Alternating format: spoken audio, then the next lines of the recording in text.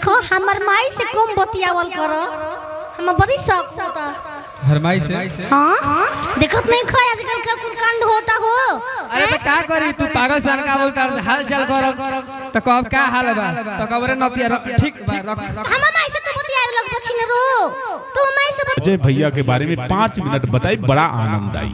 सबसे पहले तो जितना भी यहाँ पर दर्शक बने सबके ऐसे पैर छू के प्रणाम कर दनी। हम कृष्ण राज और हम बाबा कह के गए कि नेहा जी के यहाँ तक मतलब कैसे यहाँ तक लेके नहीं तो हम कुछ ना गए यहाँ के बस नेहा जी के हम रास्ता दिखाओ गए। थोड़ा नेहा जी आए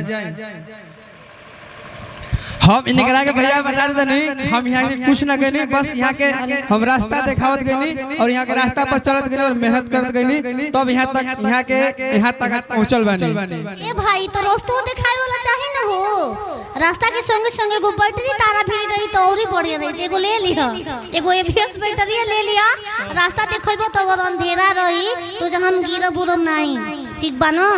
तो तू सही को तो तू रास्ता दिखाओ लेकिन हम चल ना पानी ढंगला पहुंचल बा नहीं। जहाँ तक भी पहुँचे हैं अच्छे तक पहुँचे हैं और प्रयास करेंगे कि और आप मेहनत करिए और इसे भी नाम कमाइए और आगे बढ़िए। तारा से बढ़िया जहाँ मिलो हमार दोस्त यार, तारा के काट के दरान में भरब हो। सबसे बड़ी मुस्कान हमार जान ले बुका, डूबोड़ा सिर में तो डराम ले बुका। तो सिमरट के जो दुकान बटले बा एगो इने से डराम लेके चलल जाई। हमनी के सिमरट के प्रचार करने के जाई सबसे हमनी के युवाइल बनी जाए एबीएस बैटरी के होलसेलर के प्रचार करे। एगो बात कही तू देखो हमर माई से कम बतियावल करो, हम बड़ी शौक होता हर माई से। हाँ देखत नहीं खो आजकल का कुल कांड होता हो। अरे तो क्या करी तू पागल सन का बोलता हाल चाल कर तो कब क्या हाल बा तो कबरे नतिया ठीक बा रख। हम माई से तो बतियावे लोग बचिन रो तो माई से बतियावे पटाक सास से बियाह हो जाई हो तुरंत हैं। आजकल सास दामाद में बड़ी बनोता ऐसन कुल कांड होता, हमार तो जीव धक धक करता अंदर से। एगो कहो सोचो तुम कि थोड़ा सा गाना कौन गाना थोड़ा अच्छा से सही उसही कोनो अच्छा से कौन गाना गाई रुको हो सोचे दो मैं 2 लाख तक गलती गा दे हैं तोरे पर गाना गा देंगे गुतारम नो गा दो। अरे जो बोवेगा वही पाएगा, जैसन करबो उसने मिली याद रख लियो।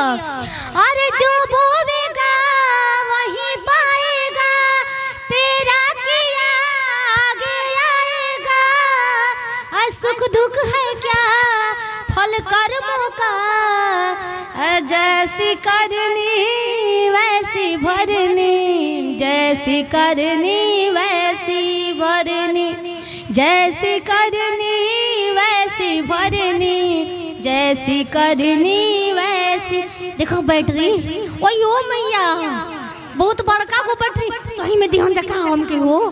हां वाह आइयो दूदू हो देखो ये सही हमी के प्रचार करल जा खूब कमाइल जा पैसा। बैटरी सेटरी मिलल चल बैटरी के पानी 2-4 गो रख लेबल जाई ते बाजू मिले लते बाजू ले ल जी। देखिए एबीएस बैटरी हो बाबा महंगा कुछ एबीएस बैटरी के बारे में बोलिए बढ़िया से का एकरा के खरीद के अपना घरे लेके जा 25 साल के गारंटी। ये है एबीएस बैटरी, भारी बा दमदार जानदार। ये एबीएस बैटरी आयो मैं ना रोस करे मैया छोड़ हम ना दो भारी बा बड़ी भारी बा।